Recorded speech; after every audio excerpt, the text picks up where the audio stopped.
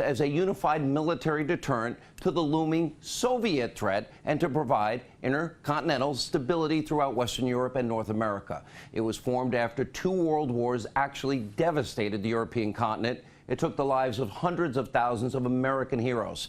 Now, NATO has a massive budget, around $1 trillion. Now, this year, the United States contributed over $700 billion to that budget. All right, let's compare that to the rest of our allies. The next highest contribution, well, that would come from the United Kingdom. They only contribute $61.5 billion. Germany, a mere $51 billion. Canada comes in, frankly, at an embarrassingly low $21 billion. And the country where NATO is headquartered, Belgium, they contribute only $5 billion. In fact, the United States, you, the American taxpayer, you're on the hook for 70% of NATO's expenses. Now, that's right. We pay 70 cents of every dollar that NATO spends. And while all NATO allies agreed to contribute at least 2% of their country's overall GDP to the NATO budget, the U.S. is only, get this, only one of 4 nations to actually follow through on that agreement and that standard. The United States actually contributes, well, almost double, 3.5% of our massive GDP to NATO's budget. And meanwhile, it's a much different story among our allies. Take a look at your screen. Economic powerhouse Germany, they only contribute 1.24%, not the 2%. And 3 Western European countries, well, they contribute less than even 1%. So that's right, one country, our country, we're proud of, the United States of America is now bearing the financial burden of NATO and the protection of Europe and North America, while 27 other countries sadly are laughing all the way to the bank.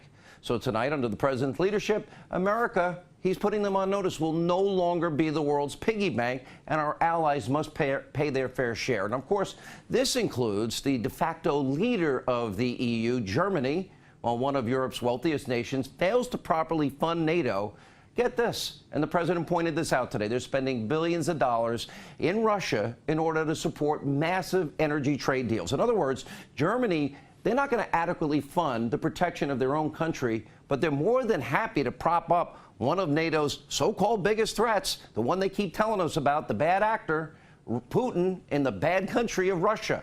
And earlier today, the president called out the German Chancellor, Angela Merkel, for her country's blatant double standard. It's about time. Take a look.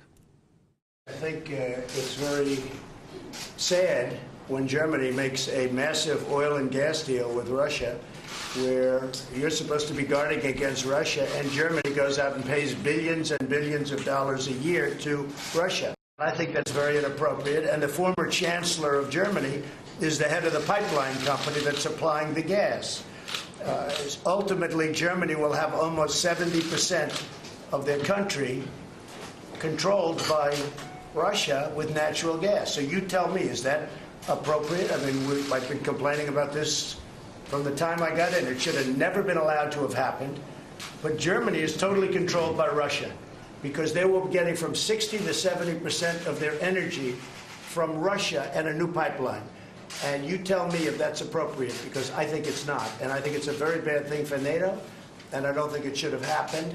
Now, Merkel responded with what was a vague, indirect, frankly pathetic statement, lamenting the country's history under Soviet control. But now, how can someone possibly make the case that Donald Trump is compromised by Russia or Vladimir Putin?